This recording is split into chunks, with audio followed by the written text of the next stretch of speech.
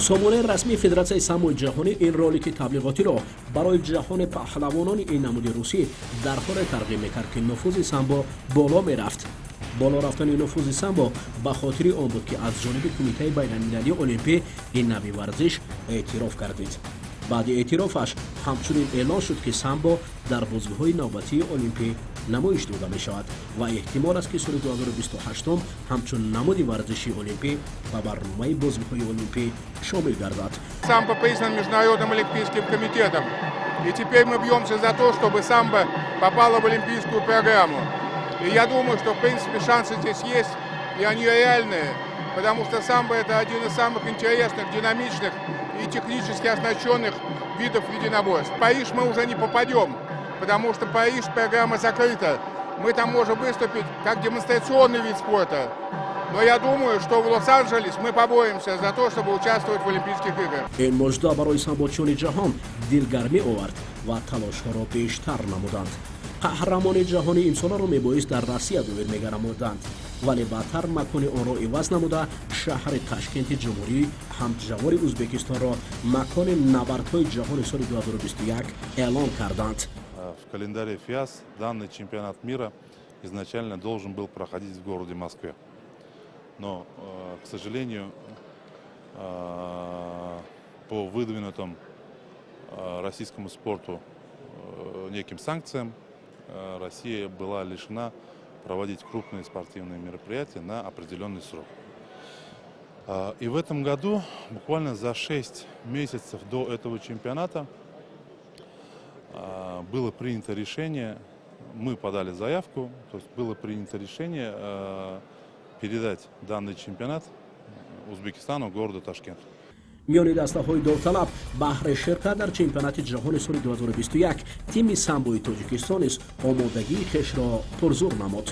پیش از سفر از جانب فدراسیون سامبوی تاجیکستان در یک جلسه با کمیته کار با جوانان و ورزش و همچنین مؤسسه دولتی مکتب مهارت عالی ورزشی اوید به نمادهای گشتین مشق‌های دسته جمعی دایر گردید که همه بهر آمادگی پرزوری دسته به چمپیونات جهانی سامبو بود. دسته علکه آماده بود و روزها نزدیک می شد.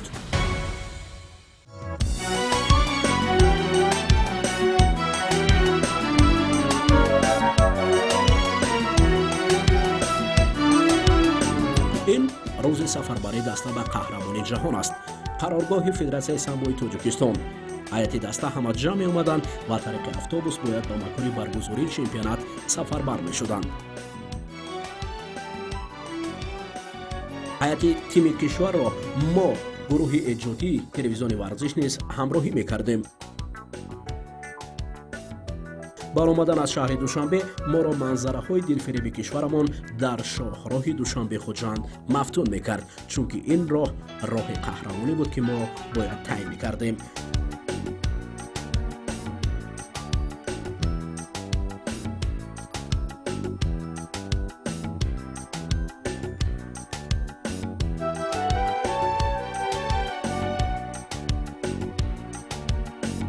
بالاخره سرحد رسیدیم و به قلمرو کشور دوست جمهوری ازبکستان شامل گردیدیم.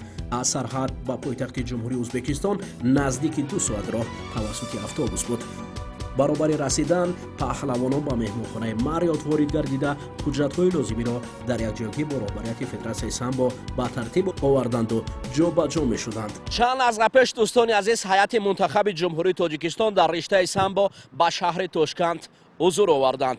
همین بینایی که میبینید مهمانخانه ماریات است که در اینجا منتخب جمهوری تاجیکستان با دیگر هیئت دسته ها قرار میگیرند و مخصوصا امروز مراسم وزنکشی چمپیونات جهان هم در رشته ورزشی سامبوی ورزشی و هم سامبوی محاربوی دایر میگردد. فردا باشد الکی نبرد پهلوانان جهان من جمله پهلوانان کشور ما نیز شروع میگردند. در این روز علاقه تیم‌های سامبوی دیگر کشورها نیز حاضر می‌شدند. نشست‌های راهبران کشورهای سامبو دایر می‌گردید و در سمینارها دایره قاعده و ترتیب چمپیونات جهانی مذکور گفت و شنید برپا می‌شد. متصدیان چمپیونات مذکور برای آغاز برپا نمودن چمپیونات تمامی کارها را به انجام رسانیدند. پهلوانان باشند وزن‌های خود را سنجش می‌کردند که روز دیگر آنها را رقابت‌ها انتظار بود. هیچ کس نمی‌دانست то фардо чӣ мешавад. дар рӯзи аввали чемпионат се паҳлавони мо омодагӣ диданд, 2 мард ва ягона боно шоҳида қаландарова. рӯзи якуми чемпионат толори варзиши юнусободи шаҳри Тошкент. ин толор қаблан макони набардҳои гран-приҳои ҷудо ва ҷои баргузории чемпионати самбои осиёву дигар чорабинҳои сатҳи ҷаҳонӣ буд ва ин навбат чемпионати ҷаҳони самборо истиқбол кард.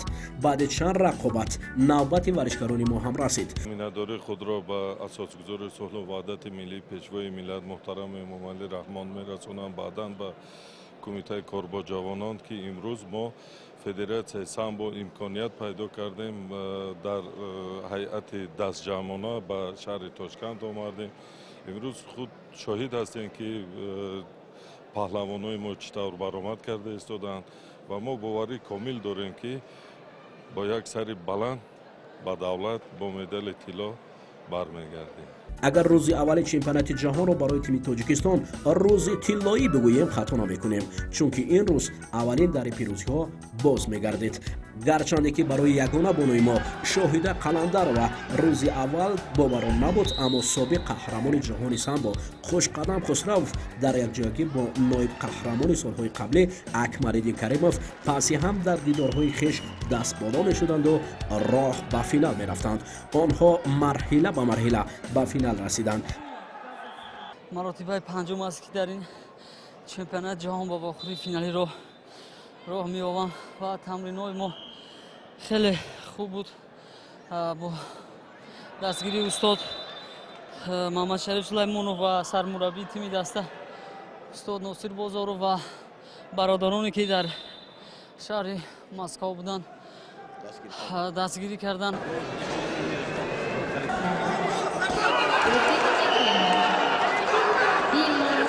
моҳи август бо ҳамин ҳарифи урусам ки бо як огоҳӣ ман мағлуб шуда будам. ман дар он ҷо ӯро гуфта будам ки ман дар чемпионати ҷаҳон бояд хати то вобухӯрам. ман ҳамаи настройкҳои ман барои ҳамин яъне варзишгари рӯз буд ки худо ба шукр 8-0 мағлуб кардам ва ба вохӯрии ниҳоӣ баромадам. имрӯз хурсандӣ мо ҳадди канор надорад. мо дар вохӯрии ниҳоӣ ду варзишгар дорем ки имрӯз бинед ки ягон даста ду варзишгар дар вохӯрии ниҳоӣ надорад, фақат Тоҷикистон дорад. худо кунад ки ҳардаш қаҳрамони ҷаҳон шавад, боз сари мо бо баланд баравад. یک وقتا بودن همین سعید مومن بعد خواب بود. از خوابش یک 10-15 سال پیش همه آقای محمودی بیدار کرد و این مسکو مسابقات اینجوری و الان امروز که تاجیکستان نتیجه دارد ایشان یعنی زحمت اول ایشان، یعنی ایشان شروع کردن الان یاد فوندامنتش ایشان بود. оркестри нафасӣ ба хотири кушодашавӣ қаҳрамонояти ҷаҳони имсола аллакай намояндагони ҳараяти кишвар ҳастанд.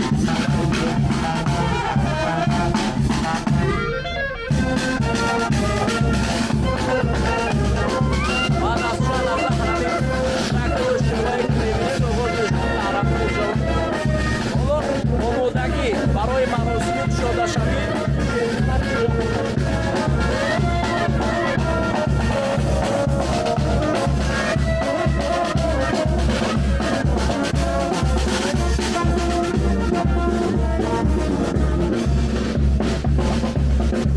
фазои идома дар ин ҷо ҳукмфарост.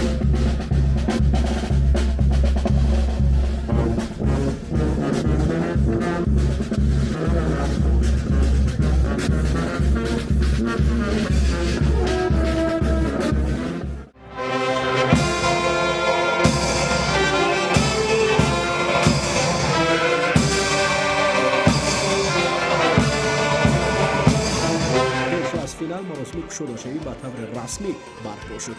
қатори наздики 50 кишвар иштирок дошта тими Тоҷикистон бо парчами азизамон шомили майдон гардид.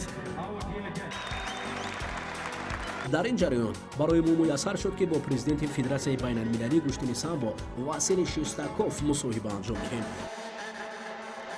Традиционно таджикское самбо очень сильно наравне с другими республиками. Таджикский национальный вид борьбы, он точно так же принимал участие в формировании самбо. И многие приемы из таджикской борьбы, они вошли в арсенал технических действий самбо. Поэтому полным правом можно считать то, что таджикский национальный вид борьбы является начальником самбо, так же, как и других республик, которые входили тогда в Советский Союз. мо доири дигар паҳлӯҳои варзиш аз ҷумла баромади варзишгарони тоҷик низ суол кардем. Сейчас количество зрителей у нас очень увеличилось. И, конечно, я думаю, что раньше всегда говорили, кто сильнее, боксер, самбист, каратист. Но в результате, когда такие появились богатыри, как Федор Емельяненко, Олег Тахтаров, как Хабиб Нурмагомедов, стало понятно, что самбо – это самый сильный вид спорта.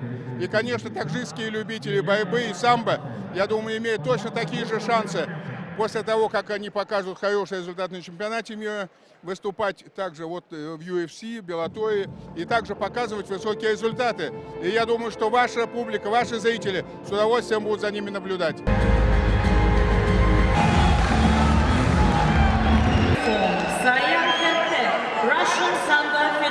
финал ҳам фаро расиду мо соҳиби як нишони тилло ва як нуқра шудем.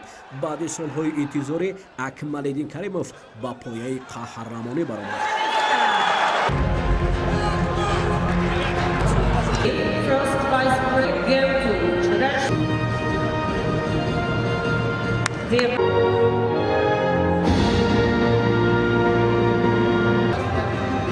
панҷ сол пай ҳам акмалиддин орзу мекард ки ба гардан нишони тилло везонад, вале имрӯз боиси ифтихор аст ки дар рӯзи президенти кишвар ин нишон барои мардуми тоҷик дар кавкубии мухлисон ба даст омадааст. дори худро ба асосгузори сулҳу ваҳдати миллӣ ҷаноби олии президенти ҷумҳурии тоҷикистон майнидории худро баён мекунем ва ман ба ҳамагон маълум аст ки тӯли чандин солҳо дар ин чемпионатҳои ҷаҳон иштирок мекардам ва ноҳаққии доварон дида мешуд ва мо кӯшиш кардем ки дар ин рӯзи 30-солагии истиқлолият ба мо худованд медали тиллои чемпионати ҷаҳон насиб гардон ва ба ҳамаи устодон ман миннатдории худро баён мекунам.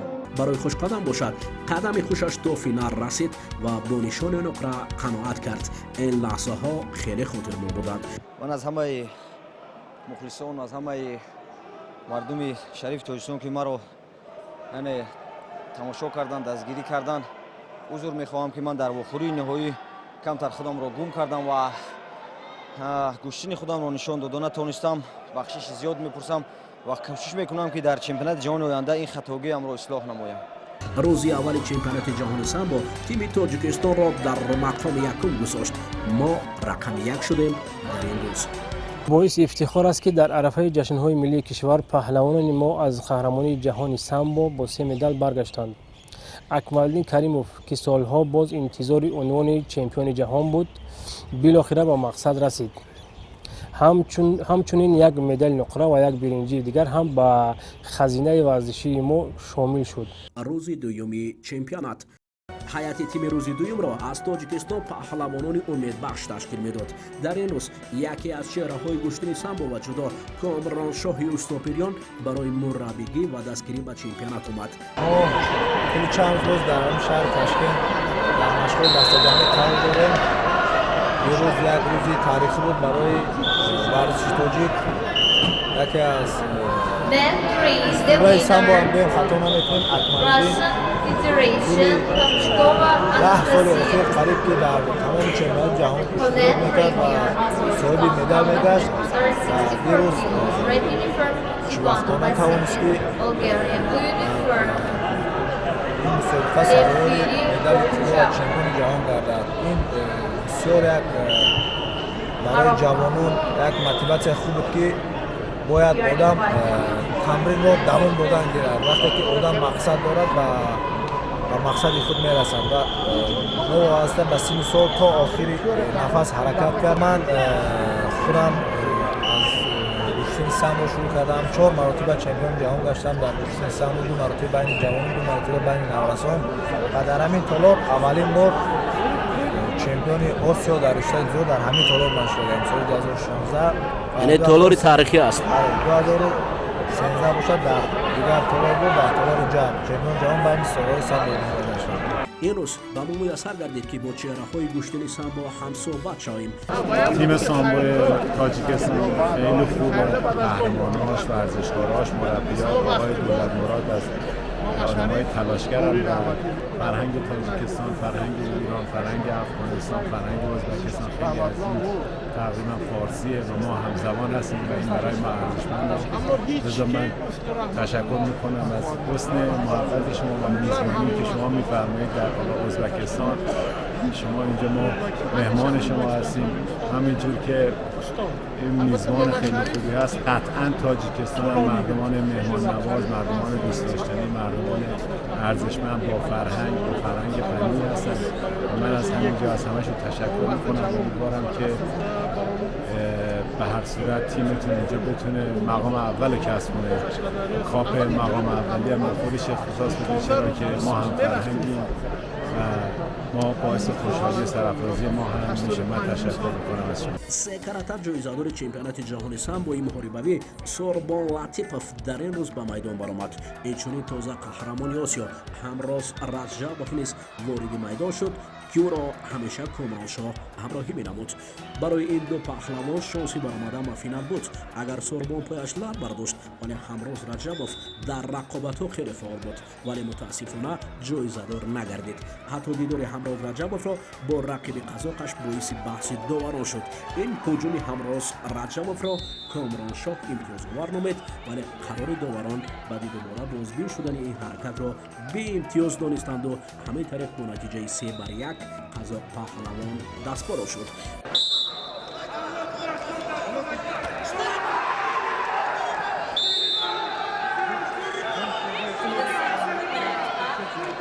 برای ظفر علیمشایف باشد یک پیروزی بود و یک باخت که این برای فینال کاری او را رنگین نکرد. همچنین در این روز دو دیدار بی‌قراری محمد عیسی رجبوف بود. این روز برای پهلوانان ما بی‌میدان بود. روزی سیوم چمپیونات، روزی آخران و نبرد پهلوانان وزن بالا. فردوس نسیموف پهلوان مردمی کشور فردوس اولین و آخرین دیدارش را با پهلوان قرقیز جنببست کرد. قرقیز پهلوان دو امتیازی اول را صاحب شد و دیگر دوام وقتی باقی مانده راهی گریز را پیشه کرد. آخران پرداخت فردوس را امتیاز آور مخلصان گفتند، اما داوران با فرجام وقت پیروزی را بر رقیب فردوس دادند.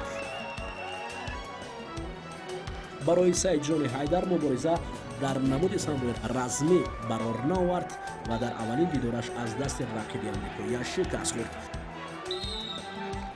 فریدون عادلوف ورزشکار شهرتدار کشور در نمودهای محاربه‌های میخته برای فریدون دیدار اول با نماینده قرقیز به مشکلی ظفر آورد ولی دیدار دومش او را از ادامه نبردها محروم کرد. با نتیجه بلند از دست حریف اوکراینیش فریدون مغلوب گشت و مبارزه را جانباز کرد.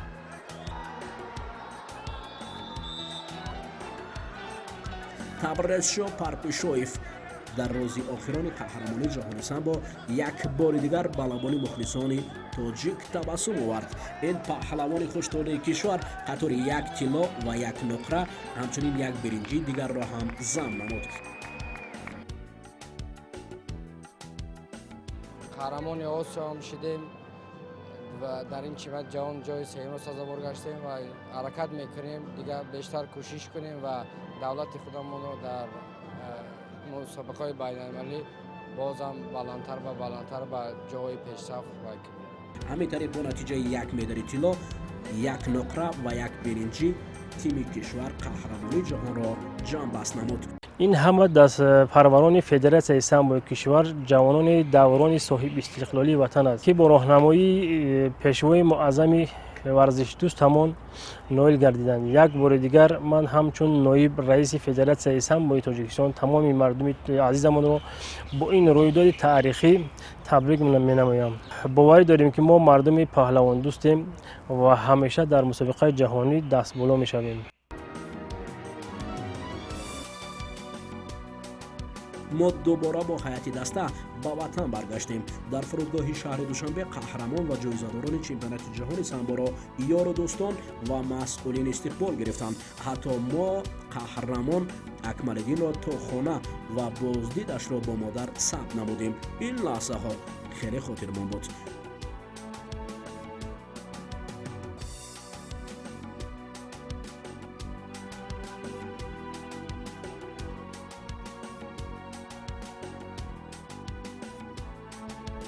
این راه قهرمانی با ظفر طی شد و تیم تاجیکستان در حیات دستوی اوید به سمبوی ورزشی میان کشورهای اشتراک داشته مقام سوم را کسب کرد. در مسابقه های نوبتی به سمبوچیان کشور بردباری تمنا دارد.